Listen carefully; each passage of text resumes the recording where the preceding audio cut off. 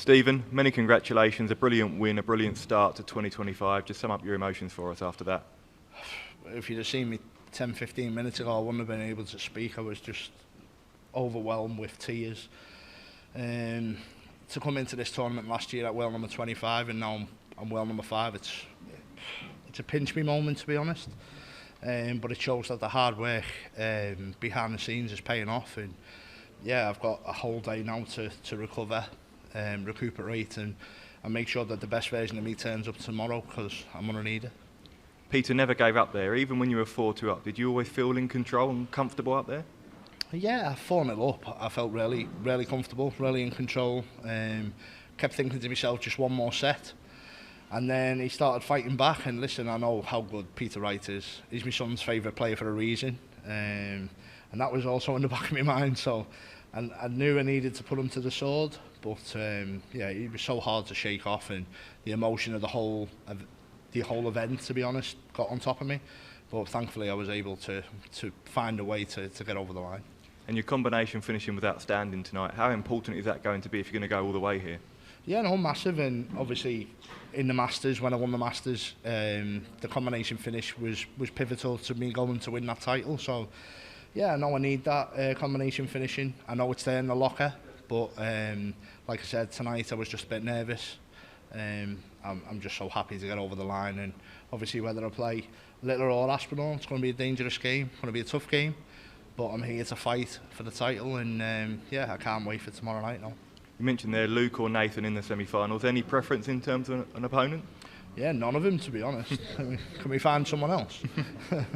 No, like I said, target stable mates, really good friends of mine, both of them. But when you get on that hockey tomorrow, you want to knock 10 bells out of each other. I want to win this title more than anyone in the world, and like I said, I'm going to work hard. I'm going to go to bed early tonight and make sure that I wake up tomorrow and I'm ready for this fight. And you made the semi-finals back here in 2021, but do you feel this is a very different version of Stephen Bunting? Well, it's a very different version of Ali Pally, isn't it? There was no fans when I was last in the semi-final, so yeah, like I said, it's a massive achievement for me being back in the semi-finals, and it's one I want to relish. I'm really looking forward to the game tomorrow, whether it be Luke or whether it be Nathan. It's going to be difficult, but I need to make sure that I'm the best version of myself, like I said, and it's going to be a cracking game no matter who I play. But I'm really looking forward to that game, and like I said, rest is key now. Thank you. Stephen, congratulations. What a feeling that must be. I know on the stage you were a little bit overwhelmed. How are you feeling now, sort of 10 or 15 minutes later? Yeah, obviously 4-0 up. I had the game in the palm of my hands, didn't I? And yeah, for whatever reason, I tightened up a bit. Obviously, Peter started getting back into it, and then the fans turned.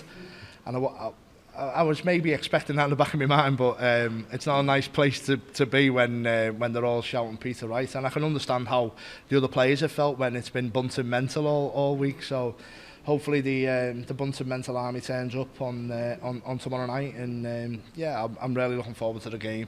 Like I said, nice relax tonight, and make sure I'm ready for tomorrow. You're long enough in the tooth to know that the crowd, it's nothing against you, is it? They want to just see a bit of a match on their hands. In terms of the little push that he gave you, and the fact he did start biting back a little bit there, Peter, how does that transcend into your game? Because you don't want to, obviously it'd be nice for you just to win 5-0 and breeze through and have no stress, but actually you'll probably be grateful for having had a little bit of a bite back, won't you? Yeah, no, and obviously you learn something about yourself as well, because when he was coming back, the emotion and the feeling inside, it wasn't a good feeling, to be fair. I need to make sure that I bottle that up, I bite my lip and make sure that I'm ready for the fight. Like I said, I was fully expecting him to fight back, but yeah, I sort of went off the boil and let him in, and I can't afford to do that against Luke or Nathan tomorrow. I need to make sure that, like I said, I'm the best version of me, and yeah, keep my foot on the head, so to say. Do you think that having had that big stage experience, obviously having won a World Championship before and the Masters earlier on this year and all that kind of stuff, do you think that actually helps you in the later stages of big tournaments noticeably now, as opposed to 2021 or even years before that? Yeah, no, I think so. I think it's a combination of stuff. I think obviously the hypnotherapy behind the scenes, the family I've got behind me, the management, the supporters, everything is key. To be fair, everything's got to be in place for me to make sure that I play my best. And when them things are in place, and when I'm in a happy place and I'm on that hockey and I've got a smile on my face, everyone knows I'm dangerous. And yeah, the hard work's been done. Obviously practicing with Luke Humphreys coming into this tournament, and I've left no stone unturned. But I've still got 2 massive games to play, hopefully. And I'll be fully focused on the next one. People are still talking about Premier League, and that is at the back of my mind again. Listen, I couldn't care less until this tournament's over, and then if you tell me I'm in, I'll be jumping cartwheels and hoops. But up until then, it's fully focused on winning this title, and I know what I need to do.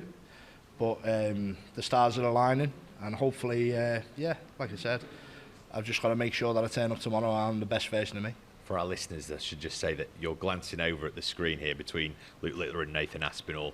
I know you've said no preference, you'd rather have neither of them, but you know you've seen enough of both of them, haven't you, to know what you're up against? Yeah, like I said before, they're both really good friends as well, both part of the target stable, and each one poses difficulties, but it is what it is, isn't it? I'm going to play one of them. I need to make sure that I'm the best version of me, and they can't live with that, hopefully.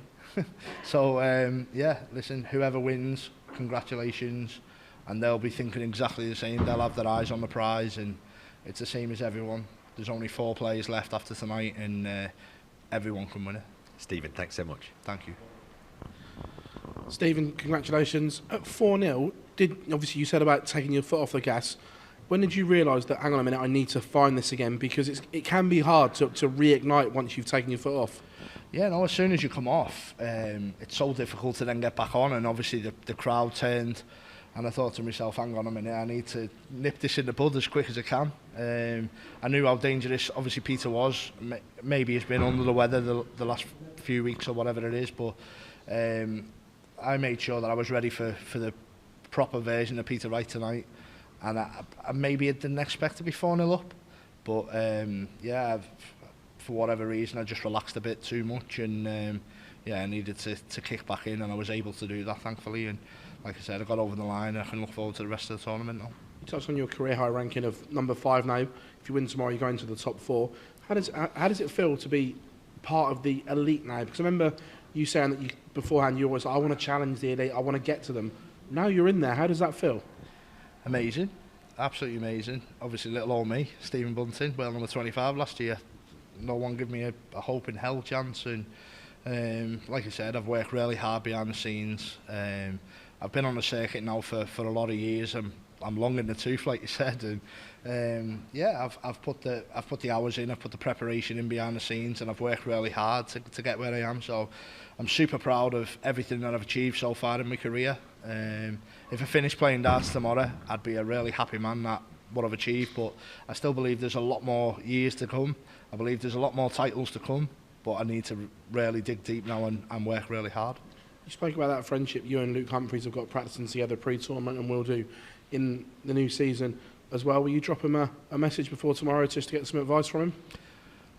Maybe not tomorrow, but when he was checking out the hotel the other day, he gave me a hug and he said he'd love me to take the title. So that means a lot to me, coming from a player like him and a really good friend as well. And it was an absolute honour, to be honest, to be able to practice with him. And we was locked away, and we did 3 or 4 sessions, and it was amazing. It really did get us both in shape for the tournament.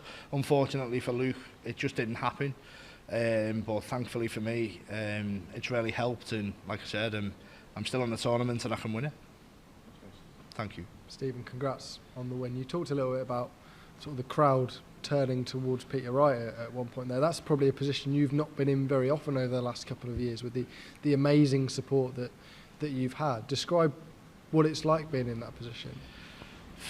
The start of the and obviously Peter Wright's interview the other day, and he said he's more popular than me and stuff, and you try and stay away from the sort of social media side of it, but obviously you're going to hear noise every now and again, and yeah, I knew how popular I've become. I know the fan base is absolutely incredible, and listen, I thank each and every one of them for the first 4 sets. They were fantastic. obviously no one wants to see a 5-0, they want to see a close game, and they started turning and getting on for Peter Wright. But listen, I appreciate them all.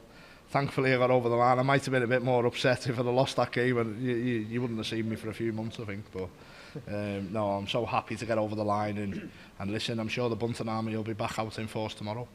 And how big is tomorrow in the context of your career? Everything you've achieved so far, where does it rank in terms of importance? It's massive. Listen, it's all about the present, innit? And what I'm doing, and yeah, it's the biggest game of my career, to be honest. I'm going to say that because yeah, this can really elevate you to a different level. Darts is in the public eye now all the time. Obviously Luke Little has took us to another level, and listen, I'm in the semi-final of the biggest tournament in the world, and I don't want to get too emotional because I definitely won't sleep tonight, but I need to make sure I wind my neck in, make sure I'm 100% focused on tomorrow's game now, and that's all I'm looking forward to. Thank you. Stephen, well done on the win on that stage. When you came into the tournament last year, there was a lot of hype and you were hugely popular then, and then you lost Michael van Gerwen in the last 16 straight sets with the poor performance. But what's the difference between sort of then and you this year? Because the pressure, you just seem to be getting better and better every game, if anything. Yeah, listen, people don't realise, but your season's talked about with what happens in the Worlds, and obviously we work hard all year, but everyone talks about what happens after the Worlds. So all that preparation, I had 2 fantastic first 2 games last year. Everyone was then talking about, oh, he's playing brilliant, he's then got Michael, and then for whatever reason I got on stage and it just didn't happen. I was so disappointed, but if you let events like that get you down, then the season I've had wouldn't have been nowhere near as successful. So even now I'll take a million positives out of what's happened so far, and then going forward next year I've got a lot to build on, but I've had a fantastic year last year, and hopefully I can have another fantastic year this year. And I'm nearly 40, so yeah, I'm getting a bit tired, to be honest. My manager's going on holiday in a few weeks, and yeah, I wish I could have a holiday. Every match that you've played this tournament so far, you've entered as the favourite to come through that. If you face Luke, you will, I would say, not be the favourite in that match. Has that changed the mindset? It doesn't change the mindset, but I would say it takes a lot of pressure off. And obviously you can see in some of the games that Luke's played, there's a lot of pressure on his shoulders. He's a massive favourite to win the whole title, so he's expected to win. Whereas last year he was coming in and he maybe weren't expected to win but have a really good run, so that adds a lot of pressure on his shoulders. But listen, Luke's been absolutely fantastic these last few years. He's took to, I thought he would have struggled with some of the big venues that we play in, and he's took to it like a duck to water, won the Premier League. Absolutely fantastic player, and like I said, if I'm going to play Luke, I need to be at the best game that I can possibly bring, and push him all the way, and hopefully go on to win this title. Well done tonight, Stephen. Thank you. Thank you. Congrats, Stephen. Thank you. You mentioned practicing with Luke Humphries regularly, but I think you mentioned earlier in the week you were planning on getting some practicing with Littler as well. Did that come to fruition? No, he didn't ring me. No, I think Luke is obviously set in his own ways. His dad did speak to me about practice and stuff, but yeah, for one thing or another, it just didn't happen. I'm sure we'll practice in the coming future, but yeah, it just didn't happen leading up to this. But like I said, I've got a lot of respect for his family, for everything he's done for our sport. He's elevated it to another level, and yeah, if it is Luke I play tomorrow, I'll be 100% ready, or if it's Nathan, I'll be 100% ready. I need to make sure that whoever I play, like I said, I've got to turn up and make sure that I'm the best version of myself. You're obviously playing some of the best darts of your career, but you have been in this position before back in 2021, but it were a completely different landscape there. Obviously, you've got the Bunting army behind you this time. Can you take any positives from that experience, or is it just a completely different landscape for yourself now? Yeah, I still think I can take positives from, obviously I've been in a semi-final before. It's not an unnatural place. It was a tough game against Gezi, and yeah, I felt like I was in control of that match. I think it was 3 sets to 1 up, and for whatever reason it just didn't go my way. But listen, it's not for lack of trying. I'll make sure that, like I said, I'll turn up tomorrow I'll be the best version of myself. And listen, if I play my best game, then whoever I play has got difficulties. Congrats again. Thank you.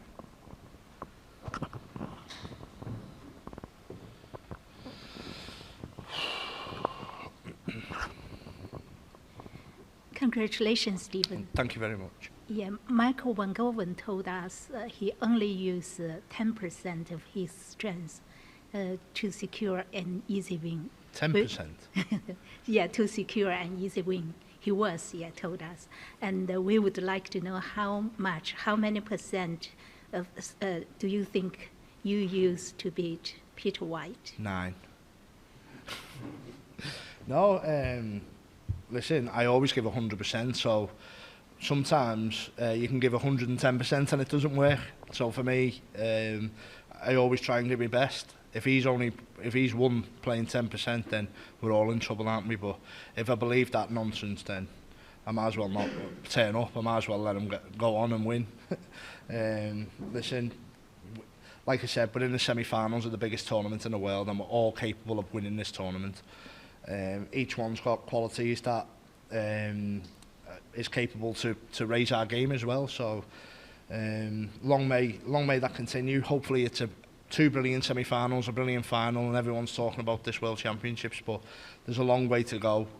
There's still another game here to go, and yeah, hopefully whoever I play, I turn up and I'm the best version of myself.